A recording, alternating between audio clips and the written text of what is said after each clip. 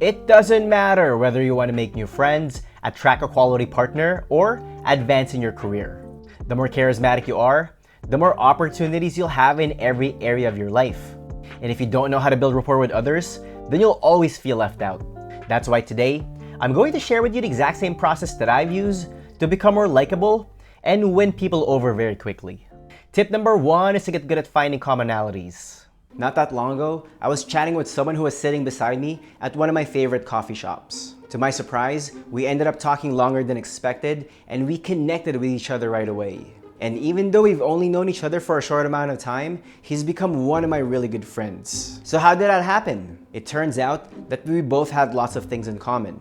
We've read the same books, follow the same people online, and used to live in the same city as well. That being said, if you want more people to like you, you have to get good at finding commonalities with them. At the end of the day, we tend to be drawn to those who are similar to us. That's why you should make an effort to find as many shared interests as you can. The more you do, the faster you'll be able to bond with anybody. Keep in mind that there are 2 ways to relate to people. You can either do this logically or emotionally. In this case, if you bring up a topic that both of you know a lot about, then keep talking about that. Feel free to explore that subject even more. But what if you're talking to someone who seems like they're very different from you? If that's the case, try to go deeper. You can do this by inquiring about their motivation for why they do what they do. A good question that you can ask is, what got you into that? This will prompt the other person to open up and share more details about themselves. Listen closely and then talk about an experience that you've had in the past that brought up similar feelings as well. If you're not used to doing this will definitely require some practice. To help you implement this, write out some stories to discuss different areas of your life. Come up with interesting ways to talk about your work, your upbringing, places you've been to, events you've attended, and your interest. Also, whenever you share something, always use simple words. Make an effort to explain complicated ideas in a way that'll be easy for them to understand. For me, I like using a lot of examples and metaphors whenever I'm talking about quirky things that I'm into. When you tell your story in a way that's easy to comprehend, you'll make it sound more interesting. You'll captivate people's attention much better, which will make them want to continue to engage with you. Tip number 2 is to open up more. Personally, I enjoy going to any type of self-development conference. Throughout the years, I've met some very wealthy individuals at those same events as well. They own exotic cars, wear designer clothes, and collect expensive watches. Now, I don't know about you, but I can't really relate to someone who has a Rolex and drives a Lamborghini. I've never owned those things, so I don't know what it's like to have them. This one time, I was talking to a very successful entrepreneur who actually told me that he used to be broke. At one point in his life, he felt lost and didn't know what to do. But he taught himself valuable skills and took massive action to get to where he's at today. When I heard this, you can bet for sure that this person has my full and undivided attention. I also know what it's like to work hard and persevere in order to get the things that I wanted. That's why if you want more people to like you, you should always remain humble. Instead of talking about all the things that you've done, make an effort to open up more. By being vulnerable, whoever you're talking to will feel more understood. The reality is, we all have flaws and insecurities. That's why relate to people's struggles so much better. Now, don't get me wrong, I'm not saying you should air out your dirty laundry and dump your emotional baggage on others. There's a big difference between being vulnerable and sharing too much information. So how do you do it? My advice for you is to make small talk first. That way, you'll be able to gather relevant information about the person you're talking to. This will help you get a read on them and see where they're at. If they seem like they're open to it, take the lead and share a small secret about yourself. Ideally, this should be something that you've already overcome and that the other person can relate to as well. To illustrate my point, let's say you're chatting with someone who's struggling with their weight. If you used to be out of shape and now you're fit, then that would be an appropriate thing to share. Do you see how that works? Again, by having casual conversation first, you'll be able to get to know the person you're talking to much better. This will help you bring up the right topics and calibrate whatever you share with them. The better you are at doing this, the faster you'll form a deeper connection with others. Tip number 3 is to avoid complaining. Have you ever been around someone who complains a lot? If you have, then you know how annoying it is, right? Personally, I know people like that, and it's very difficult to be around them. In fact, this is a common issue that I see a lot with our clients in our social skills coaching program. Most of them have a bad habit of ruminating and focusing on all the terrible things that are happening in their lives. They've trained themselves to be pessimistic and they're pretty negative to interact with. As a result, they push people away unintentionally because it's draining to be around them. Now, don't get me wrong, there's a time and place to vent. You need to have someone that you can talk about whatever difficult thing you're going through.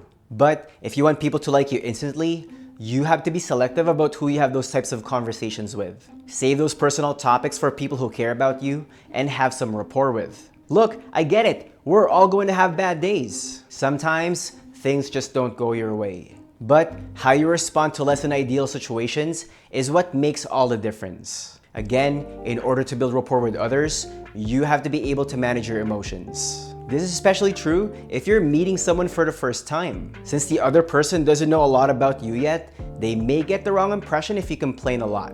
That's why I highly encourage you to adopt a mindfulness practice. When you meditate for a few minutes each day, you'll be able to quiet your mind and disassociate from your thoughts. This will help you observe whatever you're thinking about instead of getting caught up with them. Also, by taking the time to write down what's in your head, you'll be able to analyze what's going on with you internally. This will help you think more clearly and view things more objectively. By doing these things, you'll feel calm and relaxed more often. As a result, you'll become less reactive and find solutions to your issues much faster. You'll be able to deal with whatever life throws at you instead of always feeling like a victim. By the way, if you're tired of struggling socially and you want to learn more about our social skills coaching program, I'd love to connect with you. Book your free consultation today by going to socialconfidencemastery.com. That link is also available in the description below. Tip number 4 is to assume people like you. As a former shy guy, I used to talk myself out of interacting with people. For example, let's say I was hanging out in a coffee shop and I saw someone that caught my eye. They looked interesting and I wanted to find out more about them. But then I would automatically come up with so many excuses why I shouldn't make a move. I would think to myself that they're probably busy or I'd be bothering them if I said anything. And because I kept doing that, I missed out on a lot of opportunities to meet like-minded people when I was younger. At that point, I knew that if things kept going the way it did, I would end up with a lot of regrets. If that sounds like you and you want to attract more people, you need to shift your focus. And that's exactly what I did. These days, I usually assume that I'm going to get along well with whoever I'm about to meet. And because of that mindset, I behave accordingly. That's why you have to get in the habit of challenging your assumptions. Instead of always thinking others won't like you, why not do the opposite? Take the lead and be warm towards people right away. When you assume that you'll get along well with others, then you'll act in ways to make that happen. To help you with this, just imagine how you treat an old friend that you haven't seen in a while. That's exactly what you want to be focusing on when you meet people for the first time. Remember, you get more of what you think about the most, so be mindful of what you're focusing on.